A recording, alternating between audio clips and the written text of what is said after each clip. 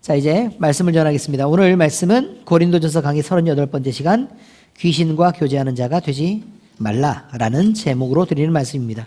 성경은요, 세상과 짝하며 그것을 섬기고 또 원하는 일을 분명히 우상숭배라고 규정하고 있습니다. 우상숭배는 우상을 숭배하는 일이기 때문에 귀신과 짝하고 그것을 섬기는 일이 분명히 맞습니다. 오늘 말씀을 통해 우리는 이 사실이 우리에게 가볍지 않은 문제로 다뤄져야 된다는 것을 인식하고 분명한 결단이 이루어지기를 요구합니다. 오늘 성경 말씀을 보니까 이렇게 되어 있습니다. 그런즉 내 사랑하는 자들아, 우상 숭배하는 일을 피하라. 나는 지혜 있는 자들에게 말함과 같이 하노니 너희는 내가 이런 말을 스스로 판단하라. 그러니까 우상 숭배하는 게 좋은지 아니면 하지 않는 게 좋은지 생각하고 판단해 봐라, 그 말이에요. 생각하라는 얘기입니다. 생각하라. 우리가 축복하는 바 축복의 자는 그리스도의 피에 참여함이 아니며 우리가 떼는 떡은 그리스도의 몸에 참여함이 아니냐. 떡이 하나요 많은 우리가 한 몸이니 이는 우리가 다 한 떡에 참여함이라. 이렇게 되어 있어요. 이 말이 무슨 뜻이냐면 우리는 예수님을 믿고 각자의 삶을 살아오던 사람들이 한 교회로 부르심을 입은 한 성도가 되어서 모두 교회의 지체가 되었다, 그 말입니다. 그러니까 예수님이 머리가 되시고 우리가 성찬안을 하면서 떡을 떼고 또 잔을 마시는 것으로 우리는 그리스도의 몸이 우리 속으로 들어가니까, 자 보세요. 물이 들어가면 그 물은 어떻게 되죠? 우리 몸속에 흡수가 돼서 우리 몸을 구성하게 되는 거예요. 그죠? 그 다음에 우리가 뭐 음식을 먹어요. 그러면 그 음식은 우리 몸으로 들어가서 또 우리 몸에 에너지원으로 또 작용하게 되고요. 또 특별히 뭐 아미노산, 단백질 이런 것들을 먹으면 우리 몸의 구성 성분이 되어서 우리의 몸을 점점 바꿔나가는 거예요. 그래서 유전자 변형 식품들을 함부로 먹지 말라고 하는 건 거기 안에 들어있는 단백질이 우리 몸을 구성하는 요소로 들어가는데 그게 나중에 암을 일으킬지도 모르니까, 그러니까 함부로 유전자 변형된 걸 먹지 말라고 얘기를 하는 거라고요. 이것처럼 예수님의 몸을 우리가 먹으면 그 몸이 우리 속으로 들어가서 우리의 몸을 재구성하게 된다는 뜻입니다. 이것이 양분이 되기도 하고 구성 성분이 되죠. 그래서 우리 모두가 같은 몸을 갖게 돼서 한 머리신 예수 그리스도가 계시고 우리는 그 몸을 구성하는 다 한 몸이 되는 교회가 되는 거다라고 지금 여기서 얘기하고 있는 것입니다. 이해가 잘 되셨죠? 자, 육신을 따라 난 이스라엘을 보라. 제물을 먹는 자들이 제단에 참여하는 자들이 아니냐. 그런즉 내가 무엇을 말하느냐. 우상의 제물은 무엇이며 우상은 무엇이냐, 이 말이죠. 자, 하나님께 예배하는 자들은 그 제단에서 나오는 것을 먹는 것으로 그 생명을 유지하죠. 그러면 세상의 것으로 자기를 채우는 사람들은 무엇으로 자기를 채워서 무엇으로 자기의 생명을 유지하고 있는가라는 것을 질문하고 있는 것입니다. 됐죠? 이해가 잘 되셨죠? 무릇 이방인이 제사하는 것은 귀신에게 하는 것이요 하나님께 제사하는 것이 아니니 나는 너희가 귀신과 교제하는 자 되기를 원하지 아니하노라. 이것은 설교 중에 조금 더 나오겠지만 세상은 하나님이 마귀 사탄에게 내어준 바 되었어요. 그러면 거기에서 있는 것으로 먹고 취하고 자기의 몸을 구성해가는 사람들은 사탄과 교제하며 그것을 받아들이고 또 그것으로 자기의 몸을 채워서 구성하려고 하는 사람들이다. 그런 뜻이 된다는 것입니다. 그러니 귀신과 교제하지 않고 세상을 채우는 것은 불가능한 일이라는 거죠. 너희가 주의 잔과 귀신의 잔을 귀신의 잔을 겸하여 마시지 못하고 주의 식탁과 귀신의 식탁에 겸하여 참여하지 못하리라. 무슨 뜻이냐면 세상에 속한 자들은 세상에 있는 거고 구원받은 자들은 하나님의 나라에 있으니까 여기와 여기 양쪽에 발을 담그고 있는 것은 가능한 일이 아니다. 구원을 받았으면 받은 거고 안 받았으면 안 받은 거란 말이에요. 그러면 우리가 주를 노여워하시겠느냐? 우리가 주보다 강한 자냐? 무슨 뜻이냐면 구원을 받았음에도 불구하고 자꾸 세상 쪽으로 들어가려고 발을 담그면 하나님이 노여워하신다는 얘기예요. 그러면 우리가 하나님을 이길 힘이 있냐고 물어보는 거예요. 하나님이 우리를 구원하시고 하나님이 우리를 사랑하시는 그 열심에서 우리가 그걸 벗어나서 이길 힘은 있는가? 그렇지 않다면 웬만하면 돌아와라 라고 얘기하는 내용이 오늘 설교 말씀이 되겠습니다. 요약이 잘 됐나요? 이렇게 얘기해놓고 나면 설교를 뭘 하죠? 자, 오늘 말씀에서 나와 있는 첫 번째 내용의 강조점은 그렇습니다. 그리스도인으로 살며 먹고 마시는 모든 일이 그리스도의 피와 몸에 참여하는 것이 된다. 이런 뜻입니다. 먹고 마시는 건 세상으로 먹고 사는 게 아닙니다. 구원받은 사람들이 먹고 마시는 것 자체가 하나님이 주시는 것으로 공급되고 먹고 마시는 것이기 때문에 그리스도의 인으로 살고 있다는 것 자체가 그리스도의 피와 몸에 참여하는 것이 돼서 우리는 그것을 그리스도의 몸과 피로 먹고 마시면서 우리의 몸을 다시 재구성하고 있다는 뜻이 됩니다. 자, 우리는 먹지도 않고 마시지도 않으면 단 며칠이 지나지 않아서 못 버티고 곧 죽게 됩니다. 그러므로 우리의 먹고 마시는 일은 우리의 일상에서요, 우리의 생명을 유지하는데 반드시 필요한 일입니다. 그런데 예수님은 우리에게 예수님의 몸을 먹고 예수님의 피를 마시라고 그렇게 얘기하고 있습니다. 실제로요, 초대교회가 있었습니다. 초대교회 시절에 성찬을 나누는 거예요. 그러니까 그리스도의 몸과 피를 나누면서 이렇게 떡을 떼고 또 포도주를 마시고 이렇게 하는 것을 사람의 인육을 먹고 사람의 피를 마시는 것으로 소문이 나고 또 정치적으로도 그런 소문을 계속해서 퍼뜨렸습니다. 그래서 실제로 그때 당시에 살았던 그리스도인이다 라고 얘기했던 그 그리스도인이라는 이름은 바로 그 이름을 갖고 있는 것입니다. 미개하고 인육을 먹는 그런 사람들의 일부 무리로 지칭이 돼서 무시하고 또 핍박하는 이름으로 쓴 것이 바로 그리스도인이라는 이름이었고요. 식인 집단이라고 오해했기 때문에 그들을 핍박하고 죽이려고 했던 그 근거가 되었던 것도 사실이고 실제로 많은 사람들이 그 세대에 그런 이유로 순교를 당해야만 했습니다. 조사도 해보지도 않고 그냥 죽였으니까요. 이것들은 모두 무지한 오해에서 비롯된 일이었습니다. 사실은 전혀 다른 것입니다. 이처럼 예수님이 자기의 몸과 피를 나눠주며 그것으로 살라고 하신 것은 예수님이 우리에게 허락하신 새 생명을 유지하는 자양분이 예수님 자신이기 때문에 그렇습니다.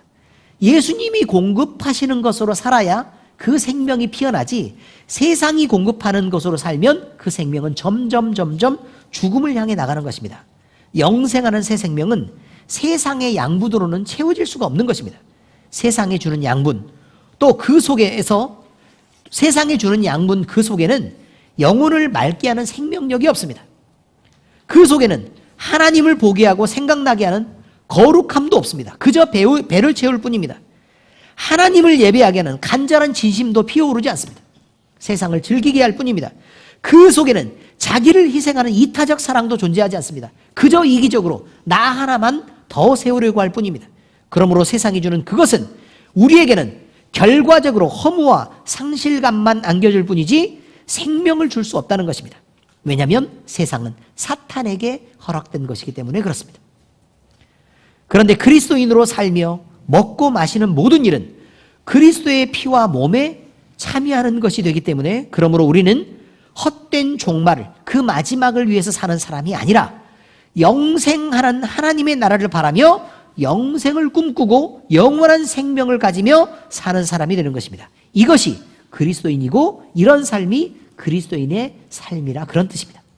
이게 첫 번째 이야기입니다. 우리는 먹고 마시는 모든 일에 그리스도인으로 산다면 그의 몸과 피를 마시는 것이다 그런 뜻이죠. 두 번째 이야기입니다. 떡이 하나이므로 우리도 하나여야 합니다. 그 하나는 거룩한 교회입니다. 우리의 구원자이신 그리스도는 단 한 분이신 예수님입니다. 우리는 그것을 이미 알고 있습니다. 하나님께로 돌아가는 구원은요, 우리는 지금 세상에 버려진 채로 그렇게 떠돌아왔고 이제서야 하나님을 알아서 겨우 하나님 편으로 돌아가게 되는 기회를 얻었지만 하나님께로 돌아가는 그 구원은 세상에 존재하는 다른 어떤 방법으로도 얻을 수 없다는 걸 우리는 이미 분명히 확신하고 알고 있습니다. 그 길은 하나님이 주신 유일한 길이신 예수 그리스도를 믿는 것으로만 가능한 유일한 좁은 길입니다. 갈라디아서 2장 16절에 보니까 이렇게 나와 있습니다. 사람이 의롭게 되는 것은 율법의 행위로 말미암음이 아니다.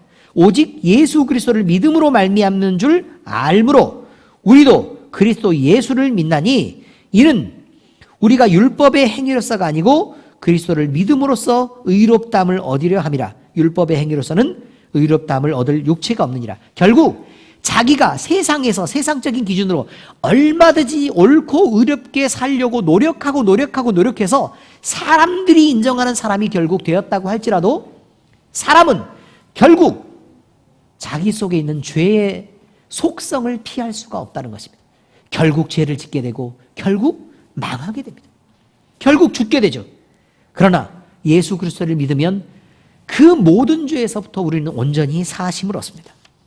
그리고 우리는 그 부르심에 따라 거룩하게 구별되는데 그 구별이 바로 우리를 교회로 삼으신 그것이라는 것입니다.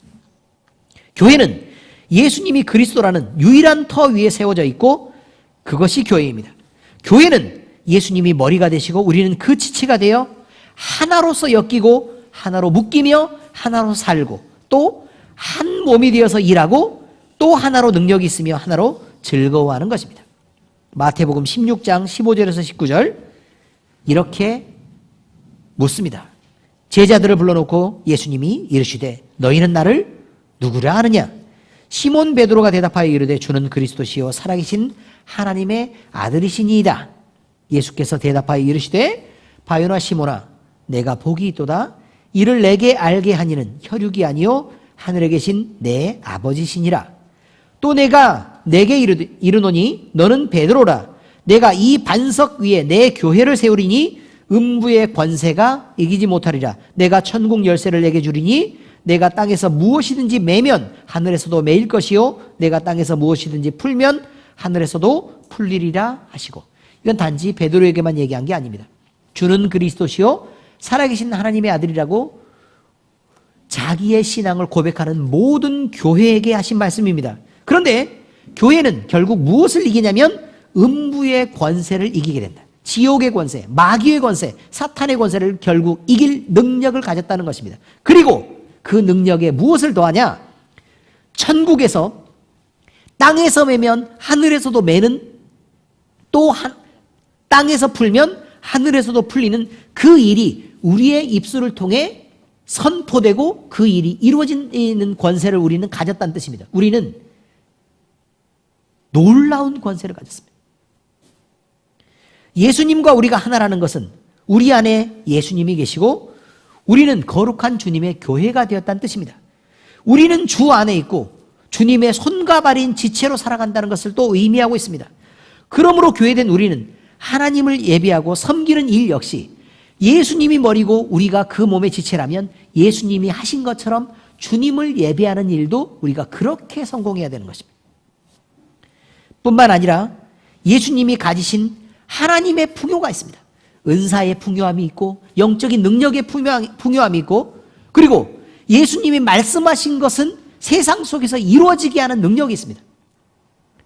예수님이 머리시고 우리는 그 교회입니다. 그러니 당연히 우리가 생각하는 것은 예수님처럼 생각해야 하고 우리가 행동하는 것 예수님처럼 해야 하고 예수님이 가지신 하늘의 풍요를 우리는 누려야만 하고 다른 사람에게 나눠줄 수도 있어야 하는 것입니다. 그리고 하나님이 가지신 능력을 예수님이 받았으니까 우리가 교회로서 그 능력을 받아서 우리 교회 안에 마음껏 치유로 펼치고 또 사랑으로 펼치고 섬김으로 펼치고 이것이 우리의 터를 넘어서 다른 사람들을 살리는 일까지 우리는 그 일을 해내야 되는 일을 교회로서 해야 된다는 뜻입니다. 우리는 반드시 교회의 권능과 권위에서 풍부하고도 절제된 성령의 능력을 가지고 베풀어야 되는 것입니다. 예수님과 하나로 살고 또 예수님과 하나 되어서 일하고 예수님과 하나 되어서 능력이 있으며 예수님과 한 몸으로 즐겁다는 뜻이 바로 그런 뜻입니다. 세 번째 이야기입니다. 이방의 제사는 귀신과 교제하는 것이며 세상과 하나님을 겸하여 섬기는 것은 귀신의 식탁과 하나님의 식탁을 겸하여 참여하는 것이다 라고 얘기하고 있습니다. 바울 사도는요 고린도 교회 성도들에게 권면하기를 귀신과 교제하는 이방 제사를 피하라 라고 말하고 있습니다.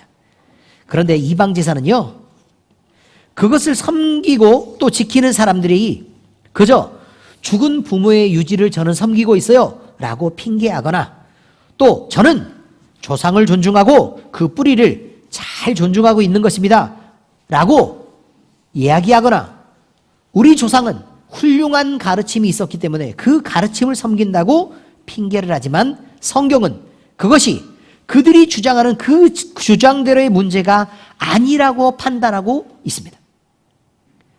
아무리 좋은 핑계를 끌어와도 조상을 섬기고 우상을 숭배하는 그 모든 일들은 다른 목적이 있기 때문에 그렇다라고 성경은 얘기하고 있단 말입니다. 성경은 이것을 사람 속에 있는 욕심과 또 그 욕심 있는 마음이 얻으려고 하는 것이 무엇인지를 찝어내서 지적하고 있습니다.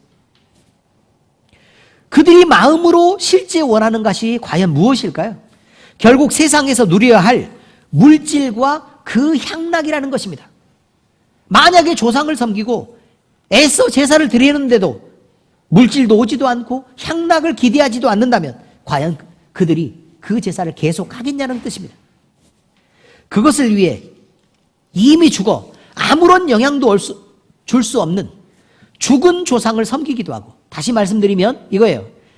물질적 풍요와 자기가 누릴 수 있는 세상의 환락을 바라고 아무런 영향도 없는 조상의 이름을 불러다가 그 조상을 섬기기도 하고, 또 이름도 모르고 나도 기억하지도 않는 우상을 마치 있는 신을 섬기는 것처럼 떠받들며 정성을 들인다라는 것이죠.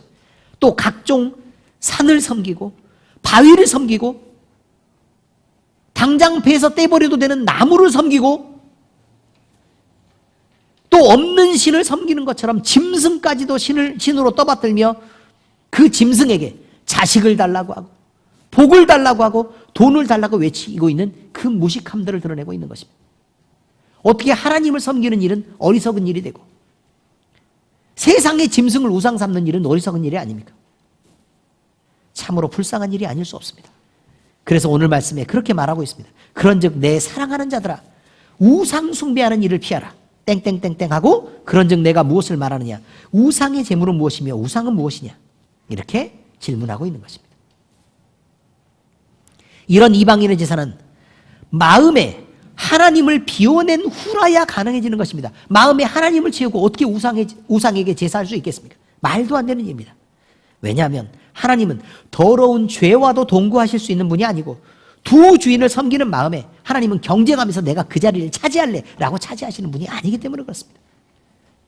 하나님은 순결하시며 우리에게 지극한 사랑을 요구할 때 배타적인 사랑을 요구하고 있습니다. 왜냐하면 하나님이 우리를 그렇게 사랑하시기 때문에 그렇습니다. 성경은 그런 하나님을 질투하는 하나님이다 라고 표현하고 있습니다. 그것이 어디에 나왔을까요? 십계명 가운데 나와 있습니다. 오직 한 대상을 향한 영원하고 지극한 사랑은 하나님의 속성이기도 한 것입니다. 자, 십계명 중에 출애굽기 20장 3절에 6절을 보니까 이렇게 나와 있어요.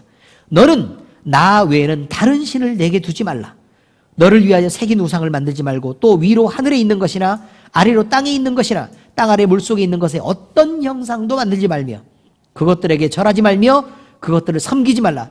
나는 내 하나님 여호와는 질투하는 하나님인즉 나를 미워하는 자의 죄를 갚되 아버지로부터 아들에게 3, 4대까지 이르게 하거니와 나를 사랑하고 내 계명을 지키는 자에게는 1000대까지 은혜를 베푸느니라. 여러분 3, 4대면 우리의 인생이 끝나고도 다 잊혀지고도 난 그 다음까지 우리는 하나님을 사랑하지 않고 우상을 섬기는 일에 대한 대가를 받아야 합니다. 그런데요, 만약에 우리가 하나님을 사랑하고 계명을 지키면 하나님은 1000대까지 은혜를 베푼다 이 말이에요. 망해 있는 놈도 끌어내서 살리고 또 망가진 놈도 금방 회복시켜서 지켜주고 이런 일들을 하나님은 그 1000대 전에 있었던 그 조상 때문에 그렇게 하시겠다고 얘기하잖아요. 그래서 하나님은 십계명 중에 분명히 자신을 가리켜 질투하는 하나님으로 스스로 정의하시고 돌판에 새겨서 적으신 것입니다. 십계명 돌판 누가 적었어요? 모세가 팠습니까?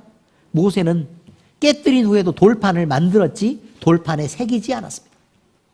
새긴 분은 누구라고요? 하나님이요.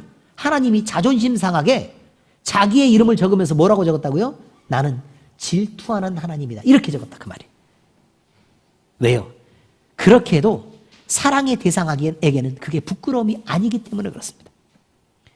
너와 내가 사랑할 때 너는 나만 쳐다봤으면 좋겠어. 넌 나를 사랑해 나만 사랑했으면 좋겠어. 그리고 나도 너만 사랑할게. 내가 질투하는 나라는 것을 잊지 마라. 라고 얘기하는 건 그 사랑의 지극함을 나타낸 거라 그 말이에요. 또 예수님은 바울 사도가 한 이 말에 대하여 먼저 이렇게 말씀하셨던 적이 있습니다. 마태복음 6장 24절에 한 사람이 두 주인을 섬기지 못할 것이니 혹 이를 미워하고 저를 사랑하거나 혹 이를 중히 여기고 저를 경히 여김이라. 너희가 하나님과 재물을 겸하여 섬기지 못하느니라. 이렇게 되어 있어요. 여러분이 한 여자로서 두 남편을 가지지 못합니다. 그렇죠? 왜냐하면 내가 한 여자로서 내 남편이 두 여자를 사랑하는 것을 견디지 못하기 때문에 그렇습니다.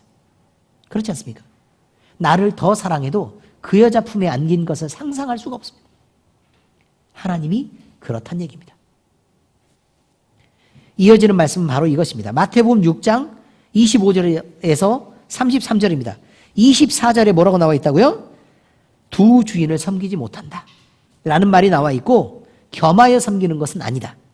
그런데 바로 뒤편에 예수님이 그렇게 말씀하셨다는 걸 기억하셔야 된다고요. 그러므로 내가 너희에게 이르노니 두 주인을 겸하여 섬기지 못하니까 그러므로 내가 너희에게 이르노니 목숨을 위하여 무엇을 먹을까 무엇을 마실까 몸을 위하여 무엇을 입을까 염려하지 말라. 목숨이 음식보다 중하지 아니하며 몸이 의복보다 중하지 아니하냐. 이렇게 되어 있죠. 여러분, 지금 이 말은 이것입니다. 자, 분명히 앞절에 뭐라고 나왔다고요?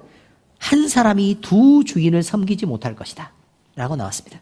그리고 이를 미워하고 저를 사랑하거나 또록 이를 중히 여기고 저를 경히 여기기 때문에 그렇다. 그래서 겸하여 섬기지 못한다. 그리고 그러므로 뭐라고 나왔다고요? 그러므로 내가 너희에게 이르노니 목숨을 위하여 무엇을 먹을까 무엇을 마실까 몸을 위하여 무엇을 입을까 염려하지 말아라. 하나님은 누구와 하나님을 비교하고 있죠? 세상입니다. 세상. 여러분, 세상에게 기대고 또 세상을 목적 삼는 사람들은 결국 하나님을 섬기는데 실패한다는 얘기입니다. 세상에서 부자가 되려고 세상을 쫓아가는 사람들은 결코 하나님을 사랑하는 일에 실패할 수밖에 없다. 그 말입니다. 그런데요, 한쪽은 원하지만 그것마저 얻을 수 없다라고 말을 하고 반대쪽은 하나님을 지극히 사랑하는 사람들이 있다. 이렇게 말합니다. 그러면 하나님을 사랑하는 일에 성공하면 그 다음에 뭐라고 말하냐면 그의 나라와 그의 의를 구하라. 이 모든 것을 너희에게 더하시리라. 하나님을 사랑하는 것뿐만 아니라 너희가 여기서 목마르고 찾았던 그것이 여기서는 모두 채워지는 것을 알게 된다. 그 말입니다. 하나는 아무것도 얻을 수 없는 허무와 실망뿐입니다. 그러나 다른 하나는 하나님을 얻고도 다른 것으로 풍요하다라고 말하고 있습니다. 여러분, 여기에 목적 삼지 마시기 바랍니다. 실패합니다. 성경이 말하는 것, 다시 말하면 세상을 탐하는 일이 우상을 숭배하는 마음을 만든다. 이런 말이고요. 또 그것에게 전하도록 섬기도록 이끌며 그것을 숭배하도록 한다는 것입니다. 그래서 탐심은 죄라고 성경이 분명히 정의하고 있는 것입니다. 골로새 3장 5절에 이렇게 나와 있어요. 그러므로 땅에 있는 지체를 죽이라. 곧 음란과 부정과 사욕과 악한 정욕과 탐심이니 탐심은 우상숭배니라 라고 분명히 정의하고 있다는 사실을 잊지 마시기 바랍니다. 자, 이제 성경 말씀의 적용입니다. 우리는요, 유창한 말로가 아니라 성결한 생활로 우리가 예수 그리스도를 품고 사는 성도임을 드러내야 하는 것입니다. 세상 사람들은 말하곤 합니다. 교회 다니는 놈들은 다들 말 못하는 놈들이 하나도 없어. 흔히들 말하는 이것은요, 그리스도인이 유창한 말솜씨를 가졌다고 부러워한다거나 그 언변을 칭찬하고 있는 말이 아닙니다. 정신을 차려야 합니다. 오히려 말뿐이고 행동이 따르지 않으며 오히려 속이고 책임지기를 꺼려하는 교인들을 비난하고 조롱하는 말인 것입니다. 그러나 성경은 분명하게도 우리의 행위가 사랑에 근거한 진심을 나타내야 되는 것이다 라는 것을 분명히 말하고 있습니다. 성도는 서로 사랑하는 것으로 함께 연합되고 성도는 사랑의 진심으로 세상으로 나아가야 합니다. 우리 예수님이 하나님은 사랑이시고 예수님도 사랑이신데 예수님이 계시는데 사랑을 쏙 빼버리면 예수님이 무엇이 남겠습니까? 아무것도 남지 않습니다. 그런데 우리는 그리스도인이라고 부릅니다. 그리스도인이다. 그러면 그리스도로 채워진 사람이란 뜻입니다. 그리스도가 사는 사람이란 뜻이고요. 우리는 그저 빈 껍데기일 뿐입니다. 그런데 우리에게서 사랑을 빼버리면 무엇이 남아야 되겠습니까? 아무것도 남지 않아야 그것이 그리스도인 아닙니까? 그런데요, 우리는 예수 그리스도를 빼고 나서도 자존심도 남고 세상도 남고 자랑도 남고 고집도 남고 성격도 남습니다. 그러면 어떻게 우리를 그리스도인이라고 부르겠습니까? 세상 사람이죠.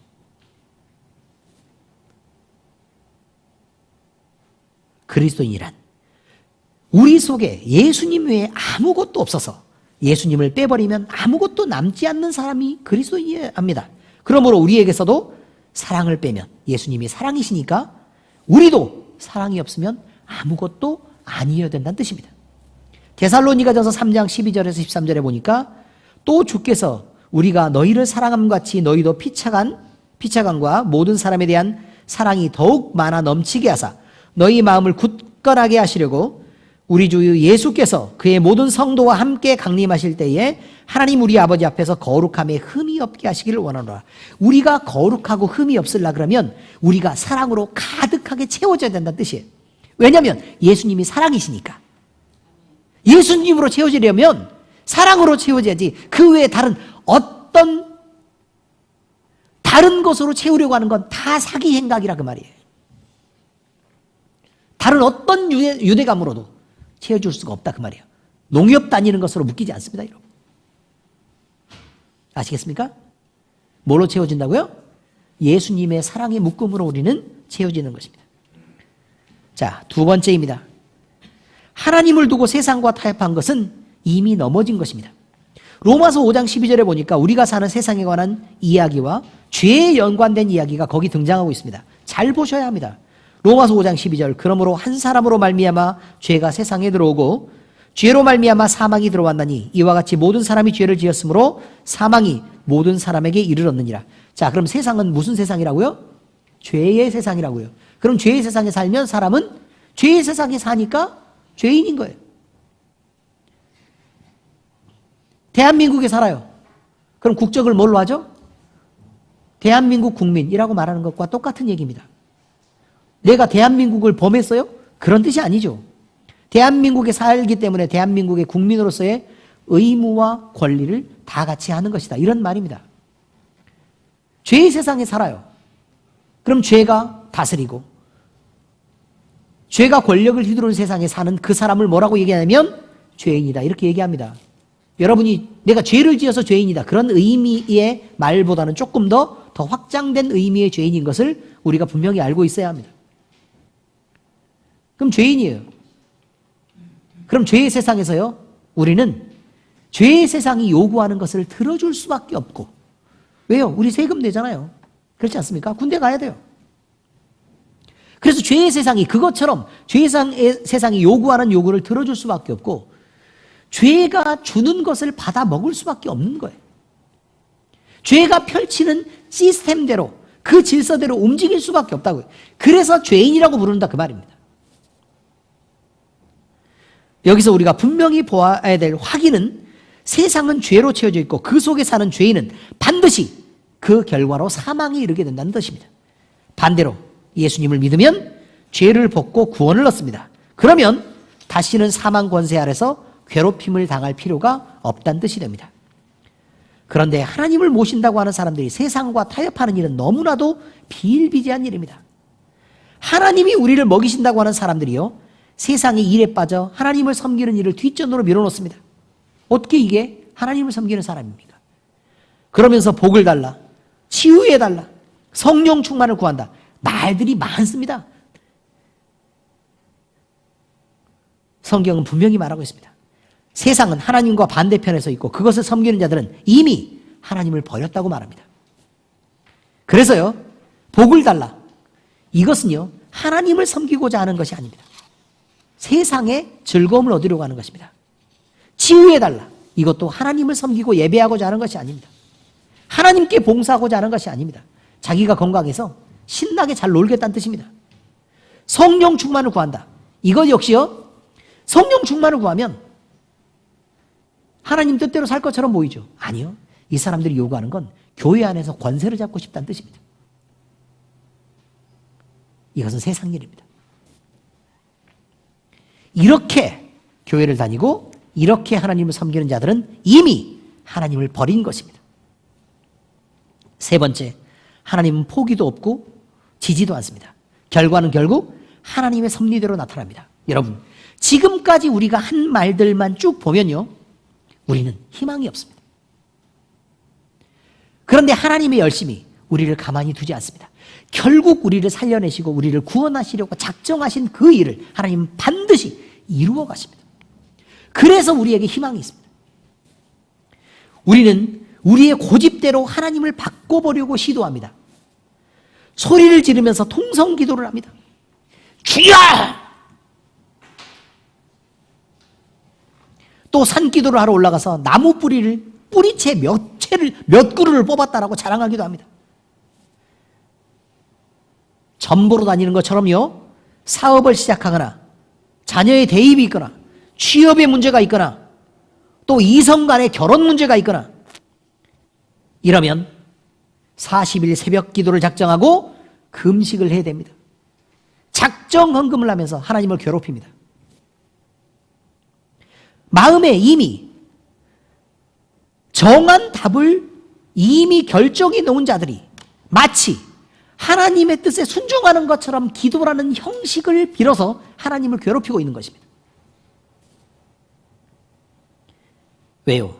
그러면 독실한 신앙인처럼 보입니까? 하나님이 그러면 속을 것처럼 보이십니까? 한번 해본 사람한테 물어볼까요? 이승숙 집사님이 새벽기도 열심히 했으니까. 그래서 하나님의 뜻에 순종해서 그렇게 엎드려지게 됐는지. 여러분, 겉으로는 독실한 신앙인 것처럼 보이고 하나님께 매달리는 것처럼 보이지만 그것이 아닌 것을 여러분도 알고 하나님도 압니다. 여러분은 아는데 하나님이 모를 거라고 착각하지 마시길 바랍니다. 하나님은 그 마음이 어디에 있든지 이미 알고 있습니다. 그들의 마음이 세상에 있어 세상을 얻고 싶어서 그 간절함을 가지고 하나님을 설득하려고 무릎을 꿇고 소리 지르고 돈을 바치면서 봉사하는지, 아니면 자기를 쳐서 복종시키며 마음의 무릎을 꿇고 하나님께 예배하는 자로 서고 싶어 하는지를 안단 말입니다. 안 속습니다. 그러니 우리는 하나님을 좀 알아야 합니다. 적어도 하나님은 우리와는 비교할 수 없는 무한함으로 완벽하게 지혜롭습니다. 그러니 우리의 계획을 따라가는 것보다는 하나님의 계획을 따라가는 게 이익입니다, 여러분. 뿐만 아니라 하나님은 실수하지 않습니다. 우리가 요구하는 걸 들어도 늘 실패로 결과되기가 쉽습니다. 여러분이 돈 달라고 하면, 돈을 주면 여러분이 하나님의 영광을 위해서 쓰고 모두 다 아름답고 괜찮은 일에 다 쓸 수 있을 자신 있습니까? 그래서 돈 많은 사람들이 그렇게 죄를 많이 짓습니까? 돈 줘도 쓸 능력 없습니다, 여러분. 아주 어린아이에게 칼을 맡기는 것과 같습니다.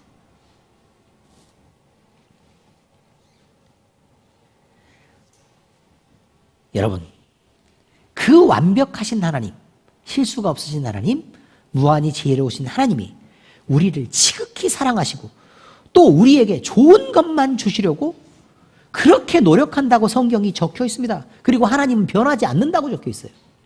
그러니 변하지도 않고 늘 그래 오셨다면 우리에게도 그런다는 그런 뜻입니다. 이런 하나님을 우리가 알 수만 있다면 우리는 섣부르게 내 마음의 소원을 끌어안고 하나님을 굴복시키려는 그런 무모한 도전을 하지 않아도 좋습니다. 하나님은 완벽하시며 그 계획에 변경도 없습니다. 그러므로 우리는 좋으신 하나님을 믿어야 하고 그 길을 따라 걷도록 하는 것이 가장 지혜로운 길임을 우리는 분명히 알아야 된다는 것입니다.